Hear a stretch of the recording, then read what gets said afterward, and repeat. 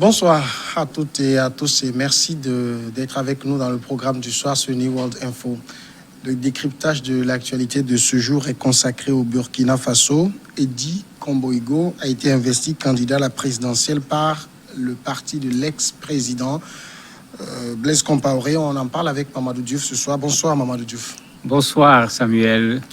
Edi Komboigo, président du Congrès pour la démocratie et le progrès, CDP, l'ex-parti de Blaise Compaoré, a été investi dimanche 26 juillet candidat pour l'élection présidentielle de novembre prochain au Burkina Faso. Nous, militants du CDP, désignons et investissons le candidat candidat à l'élection présidentielle du 22 novembre, a déclaré le premier vice-président du parti, Achille Tabsabo. Mamadou Diouf, est-ce que d'abord Edi Komboigo était le seul en lice pour cette investiture? On peut dire que finalement, il était le seul en liste pour cette investiture, mais il n'était pas le seul au départ. Il y avait un autre candidat qu'on n'a pas laissé, j'allais dire, compétir en bonne et due forme. Et c'est un peu le défaut de nos partis. Souvent, on veut un parti avec un candidat naturel, comme certains aiment le dire. On a vu la même chose au PDC il n'y a pas longtemps. On n'a pas donné la possibilité pratiquement à d'autres d'être candidats. Et à la limite, en ce moment, l'organisation des primaires devient presque un non-sens parce que c'est une élection qui est organisée pour plébisciter un candidat. Alors que tout le monde sait qu'au niveau du CDP, il y en a qui pensaient qu'il y a d'autres qui pouvaient être candidats en dehors de lui. Était-il le mieux placé? Oui, on peut dire qu'il était le mieux placé puisque après la crise, quand même, c'est lui qui a tenu le parti. Depuis 2015, il est le secrétaire général du CDP. Et il avait même tenté en 2015 d'être candidat aux élections, mais on sortait juste de l'insurrection. Il y avait en ce moment un débat fou où certains même demandaient à ce que le parti soit carrément dissous, en considérant qu'ils sont responsables de la situation dans laquelle se trouve le pays actuellement. D'autres avaient dit non, il ne fallait pas mettre tout le monde dans le même sac. Il fallait empêcher à ceux qui avaient défendu le troisième mandat d'être candidats. Et lui, c'est la raison pour laquelle il n'avait pas pu être candidat à ces élections-là. Donc, c'est lui qui a tenu le parti. Et jusqu'à présent, jusqu'à ce qu'on nous prouve le contraire, il semble bien s'entendre avec l'ancien président Blaise Compaoré, qui, il faut le rappeler, reste le président d'honneur du parti que les gens vont consulter à Abidjan et revenir à Ouaga. Justement, on a eu l'impression que Blaise Compaoré était omniprésent dans ce congrès de désignation. Mais tout à fait. Depuis qu'il est parti, il est toujours là. À plusieurs occasions, le parti même a réclamé son retour au niveau du pays. Bien sûr, d'autres réclament son retour, mais c'est pour l'amener devant les tribunaux pour le juger. Le parti demande qu'il revienne pour son expérience, pour aider à résoudre la situation dans laquelle se trouve le Burkina. Ce qui est clair, c'est que Blaise reçoit au niveau de là où il se trouve en Côte d'Ivoire, des gens de son parti, et on continue à penser que c'est lui qui mène encore le jeu. Et ça, si on le dit, il y a un des membres du comité d'organisation qui s'appelle Boubacar Sanou, qui a dit clairement que Blaise Compaoré a validé la candidature de Edi Komboigo pour qu'il puisse être le candidat du CDP aux prochaines élections. Donc, il est loin peut-être, mais il est encore pratiquement maître de ce parti. Comment est-ce que Edi Komboigo a réussi à s'imposer à la tête de ce parti dont il n'était pas parmi les figures de proue au temps de Blaise Compaoré? C'est vrai qu'il n'était pas au devant de la scène, mais il était là. Et le fait qu'il soit au devant de la scène a créé également du grabuge. Des gens comme Ablassé Ouedraogo ont contesté, le général Bassolé avait été candidat en 2015, etc. Il y a d'autres du CDP qui avaient fini par faire cavalier seul parce qu'ils avaient du mal à se mettre derrière Edi Komboigo, alors que généralement, celui qui est le secrétaire général du parti, c'est lui qui sera le candidat du parti. C'est ce que l'on voit dans une bonne partie des structures à caractère politique.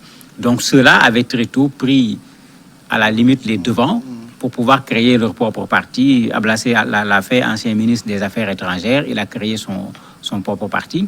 Et même curieusement, quand on regarde l'allure que prend ces élections, c'est comme c'est le CDP qui se retrouve. Le président actuel est issu du CDP. Zéphirin, qui est le chef de file de l'opposition, est issu du CDP. Ablaye Ouedraogo, dont je parlais, est issu du CDP, et certainement, il y a d'autres ténors qui avaient voulu être candidats, qui pourraient l'être. Et vous allez voir, ça sera un affrontement entre des gens sortis du parti qui étaient là, chacun étant parti à un moment déterminé. Quel est le profil d'Eddy Komboigo? C'est un technicien, c'est un technocrate, les gens le lui reconnaissent. C'est un expert comptable qui avait son cabinet et qui a fait fortune avec son travail d'expert comptable. Et c'est ça qui faisait qu'on ne le voyait pas très au devant de la scène d'un point de vue politique. C'est avec la chute du parti qu'on l'a vu prendre le parti à la limite au moment le plus difficile, où les gens, une bonne partie des Burkinabés ne voulaient même plus entendre parler de CDP sans tenir compte de quelle personne il s'agit. Il a accepté la traversée du désert et c'est pourquoi les gens disent que c'est lui le candidat qu'il faut, parce que pendant que c'était très dur, c'est lui qui était là. C'est lui qui allait dans les médias, c'est lui qui parlait. Il a vraiment défendu le parti en des moments extrêmement difficiles et c'est ça qui l'a mis actuellement au devant de ce parti. Est-ce qu'il a de l'expérience dans la gestion des affaires publiques? Dans la gestion des affaires publiques, sous Blaise Compaoré, il n'avait pas été ministre ou autre comme les autres, puisque Roch a été ministre, Zéphirin l'a été, Ablassé l'a été, tous ces gens ont été ministres sous Blaise Compaoré. Il ne l'a pas été, mais est-ce que ça suffit pour dire qu'il n'a pas d'expérience en tant que tel? Il doit pouvoir être en mesure de diriger ce pays si, bien sûr, les Burkinabés acceptaient de lui confier leur destin. Comment ont-ils réussi à gagner la confiance de Blaise Compaoré? En fait, c'était déjà un proche. Il n'était pas au devant de la scène, mais c'est là où on doit faire attention. Ce n'est pas quelqu'un qu'on a parachuté, qui venait d'arriver au niveau du parti. Il n'était pas au devant de la scène. Et quand on le mettait au devant de la scène, il n'y avait presque pas le choix. Parce que la tendance, après l'insurrection, c'était de juger tous ceux qui sont passés pratiquement par le CDP. On a vu comment tout le dernier gouvernement avait été arrêté, mis en prison pratiquement. Mais s'il fallait chercher un leader qui on pouvait mettre devant, alors que la personne allait sortir de prison ou pas, on ne savait pas. Elle va être jugée, elle va être condamnée. Quel parti va prendre le risque de faire de son secrétaire général quelqu'un qui est dans les prisons et qui ne pouvait pas faire ce travail? Je crois qu'il a bénéficié de cette incertitude où pendant un temps, le CDP ne savait plus trop par où il fallait aller. On a vu quelqu'un qui pouvait prendre le devant sans pour autant être autant poursuivi que les autres. C'était lui et il a réussi parce qu'aujourd'hui, le CDP, j'allais dire, s'est ressuscité au niveau du Burkina. Ils ont organisé leur congrès d'investiture. Les médias burkinabés, avant le congrès, posaient la question de la mobilisation, mais ils ont mobilisé comme tous les partis qui ont utilisé la même salle qu'eux pour faire leur investiture, y compris le parti au pouvoir. Alors finalement, il est loin derrière la période de l'insurrection avec tous les espoirs que cela avait suscité au Burkina. Aujourd'hui, les problèmes se multiplient, l'économie est exsangue, la sécurité, elle est très menacée. Est-ce que ce sont des ingrédients réunis pour une victoire probable du CDP? Une victoire probable du CDP, difficile d'y croire. Quand on regarde la façon dont les Burkinabés ont tendance à ressusciter Thomas Sankara, ces Burkinabés ne risquent pas de voter pour le CDP. Quand on regarde comment les Burkinabés ont tendance à dire qu'ils ne sont pas satisfaits parce que les résultats obtenus, malgré les sacrifices consentis au moment de l'insurrection, ils trouvent que ces résultats sont insuffisants. Est-ce que ces Burkinabés vont se retourner encore vers le CDP? Personnellement, je n'y crois pas. Bien que c'était un parti qui était très bien implanté, qui a gardé un certain nombre de ses membres, mais entre 2015 et aujourd'hui, il y a quand même un temps qui s'est écoulé. D'autres partis ont été créés, d'autres membres du CDP sont allés créer leur propre parti, donc le parti n'est pas resté en l'état comme l'a laissé le président Blaise Compaoré au moment de son départ. En plus, il y a de plus en plus d'autres personnages qui n'étaient pas des habitués de cet espace politique, qui ne viennent pas des partis politiques, qui ont également émergé. Et certains commencent également à se mettre au devant de la scène comme candidats potentiels pour l'élection présidentielle. Je ne les vois difficilement pouvoir emporter ces élections dans ces conditions-là. En même temps, il y a beaucoup de nostalgiques de l'époque Compaoré avec cette période de paix que le Burkina a vécue, qui pourrait être tentée par le vote CDP. Ouais, ben, dans son discours, il a joué sur ça. Dans son discours, il a insisté sur un Burkina de paix, comme l'avait laissé le président Compaoré. C'est ce qu'il a dit clairement. Il veut restaurer ce Burkina et il dit qu'il va le faire en 5 ans. C'est-à-dire en un seul mandat, il va restaurer ce Burkina. Il parle d'un Burkina qu'on va bâtir sur des valeurs démocratiques et sur les valeurs des ancêtres. Il a flirté effectivement sur cette façon de dire aux gens, on a peut-être échoué sur certains plans, mais quand on partait quand même, tout le monde vivait en paix, il n'y avait pas le terrorisme, etc. Il n'a pas manqué de tirer à boulet rouge sur la question de la sécurité. Il considère que si le Burkina en est à ce niveau, c'est parce que le gouvernement actuel gère cette question de la sécurité avec du tâtonnement. C'est exactement l'expression qu'il a utilisée.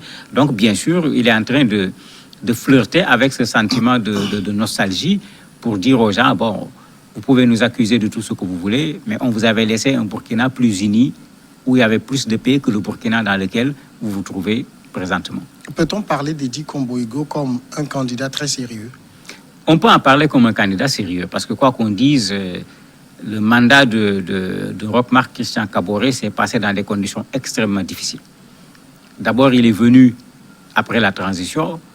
Ensuite, il est là avec la situation sécuritaire qui n'a véritablement pas avancé, qui s'est plutôt aggravée. Il y a la situation économique et sociale qui avait amené également les gens à faire l'insurrection qui ne s'est pas du tout améliorée. Covid est venu s'ajouter en plus. Il va être difficile au président actuel de présenter un bilan et de voir les Burkinabés être satisfaits de son bilan. Maintenant, est-ce qu'en voulant sanctionner le président actuel, les gens seront prêts à aller jusqu'à voter pour le CDP? Parce qu'en tout cas, quel que soit quand on regarde actuellement les ténors, il y a de fortes chances pour que celui qui va devenir président de la République soit un ancien de CDP. Maintenant, ça sera lequel? Ça va être ça, certainement, l'équation. Et c'est là où le CDP actuel également risque de perdre beaucoup de plumes parce qu'il y aura une dispersion de ses militants, il y aura une dispersion de son électorat pour les prochaines élections. Justement, l'opposition burkinabé va à cette élection en rang dispersé. Malheureusement, l'opposition va en rang dispersé. Il y a quand même le leader de l'opposition, Zéphirin Diabré, qui a signé un accord avec le CDP. Ils se sont entendus pour qu'en cas de deuxième tour, que chacun des candidats, si l'autre arrive deuxième, reporte ses voix chez l'autre. De sorte que quand Zéphirin faisait son congrès d'investiture, Edi Komboigo était présent, on lui a donné la place, on lui a donné la parole. Quand le CDP faisait également son investiture, Zéphirin est venu, il a pris la parole. Donc il y a un accord qui est là, mais ce n'est pas sur le premier tour, c'est sur le second tour. Quand on regarde aussi le profil des candidats qui s'annoncent, c'est beaucoup de poids lourds. Oui, il y a beaucoup de poids lourds. Et c'est là où on risque carrément d'aller vers un second tour. Le problème, c'est qui viendra deuxième. On peut penser que le président actuel, bénéficiant du pouvoir, son parti s'est quand même implanté, avec tout ce qu'ils ont comme moyen également, pourrait être là pour le second tour.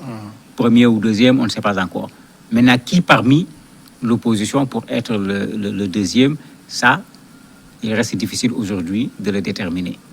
Mamadou Diouf, merci d'avoir répondu à nos questions. C'est moi qui vous remercie. Nous passons maintenant à la pause et on va recevoir après l'invité de ce mercredi.